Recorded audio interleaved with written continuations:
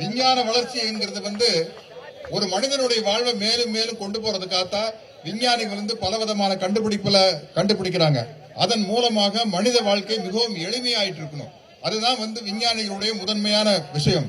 ஆனால் இங்கே சில குறைகார பாவிகள் மனிதர்களை கொல்வதற்காக அந்த விஞ்ஞான வளர்ச்சியை பயன்படுத்திக் கொண்டிருக்கிறார்கள் என்பது மிகவும் கண்டனத்திற்குரியது.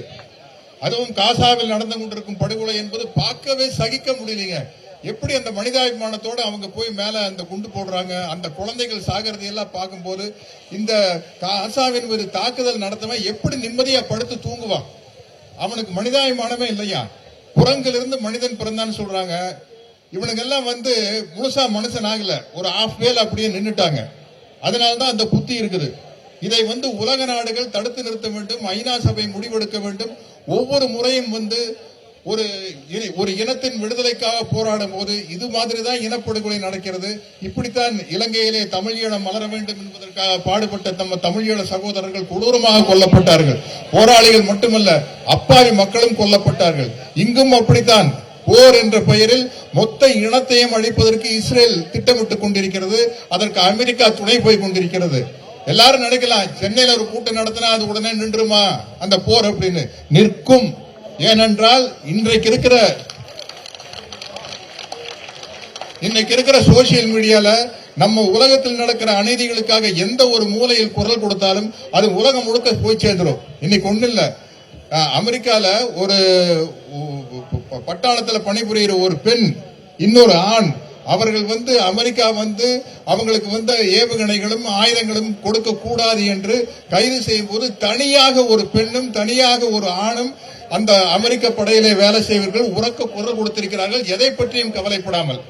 அது எனக்கு மிகவும், அதை பார்க்கும் பொழுது அப்படி நம்மளுக்குள்ளே ஒரு உணர்ச்சி கொந்தளிக்கிறது. இந்த மாதிரி கூட்டத்தில் கலந்து கொள்வது எங்களை மாதிரி கலைஞர்களுடைய கடமை.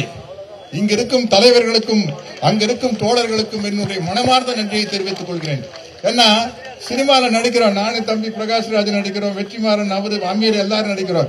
எல்லாம் அது ஒரு வியாபாரம். எங்க கிட்ட கொஞ்சம் திறமை இருக்குது, அந்த திறமையை வச்சு நாங்க சம்பாதிக்கிறோம், எங்க குடும்பத்தை காப்பாத்துறோம். ஆனா எங்களுடைய பாப்புலாரிட்டி, எங்களுடைய பிரபல்யம், எங்களுடைய புகழ் இந்த மாதிரி மனித நேயத்திற்காகவும் மனித விடுதலைக்காகவும் பயன்படாவிட்டால் நாங்கள் பிரபலமான நடிகர்களாக இருந்து ஒரு மயிருக்கு பிரயோஜனம்.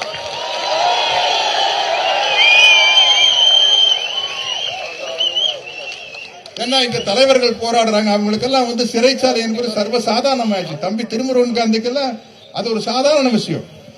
இங்கே ஒடுக்கப்பட்ட மக்களுக்காக போராடி கொண்டிருக்கும் அத்தனை தலைவர்களும் அவங்களுக்கெல்லாம் இந்த போராட்டம், அது இது போலீஸ் அடிதடி, சிறைச்சாலை அப்படிங்கறதெல்லாம் தம்பி என் மரியாதைக்கு மதிப்புக்குரிமை எழுச்சி தமிழர் திருமாவளவனுக்கெல்லாம் அது ஒரு அவங்கெல்லாம் தான் ரியல் ஹீரோ, அவங்கெல்லாம் தான் உண்மையான ஹீரோ. இந்த மேடையில உட்கார்ந்து இருக்கிறவங்க தான் ரியல் ஹீரோஸ், நாங்கள்லாம் நிழல் ஹீரோஸ். அதை புரிஞ்சுக்கணும். ஆகவே இந்த மாதிரி உலகத்தில் நடக்கும் அநீதிகளுக்கு எதிராக குரல் கொடுக்கும் பொழுது அனைத்து மக்களும் சேர்ந்து குரல் கொடுக்க வேண்டும் என்பது என்னுடைய வேண்டுகோள். இதில் மதம் கிடையாது, ஜாதி கிடையாது, கடவுள் கிடையாது, நாடு கிடையாது, எதுவும் கிடையாது. மனிதநேயம் ஒன்றுதான் இருக்கிறது என்பதை நான் கூறிக்கொள்ள விரும்புகிறேன். இது ஏதோ இஸ்லாமிய சகோதரர்களுக்கு ஆதரவாக நடக்கும் கூட்டம் நினைச்சிடாதீங்க. இது மனித நேயத்திற்கு ஆதரவாக நடக்கும் கூட்டம். உயிர் என்பது எல்லோருக்கும் பொதுவானது என்பதை மறந்து விடாதீர்கள். இங்கு திராவிடர் கழக தலைவர், தமிழர் தலைவர் ஆசிரியர் கண்டன அறிக்கை அனுப்பிச்சிருக்காரு. அதை ஃபுல்லா படிக்க முடியல, அதனுடைய தலைப்பை மட்டும் படிச்சிடுற. காசாவில் அப்பட்டமான இனப்படுகொலை, ஐக்கிய நாடுகளின் மனித உரிமை ஆணைய அறிக்கை, இந்தியா உள்ளிட்ட அனைத்து நாடுகளும் இனப்படுகொலையை தடுத்து நிறுத்த வேண்டும். தமிழர் தலைவர் ஆசிரியரின் கண்டன அறிக்கை. காசாவில் அப்பட்டமான இனப்படுகொலை இந்தியா உள்ளிட்ட அனைத்து நாடுகளும் தடுத்து நிறுத்த வேண்டும் என்று திராவிட கழக தலைவர், தமிழர் தலைவர் ஆசிரியர் கி வீரமணி அவர்கள் கண்டன அறிக்கை விடுத்துள்ளார். இப்படி அனைத்து மக்களும் சேர்ந்து கண்டன அறிக்கை நடத்த வேண்டும். இதை பார்த்துக் கொண்டு உலகம் முழுக்க இருப்பவர்கள், இது மதமா பிரிச்சு பார்க்க கூடாது. குழந்தைகளை மதமாக பிரிச்சு பார்க்காதீர்கள், மனித உயிர்களை மதமாக பிரிச்சு பார்க்காதீர்கள்.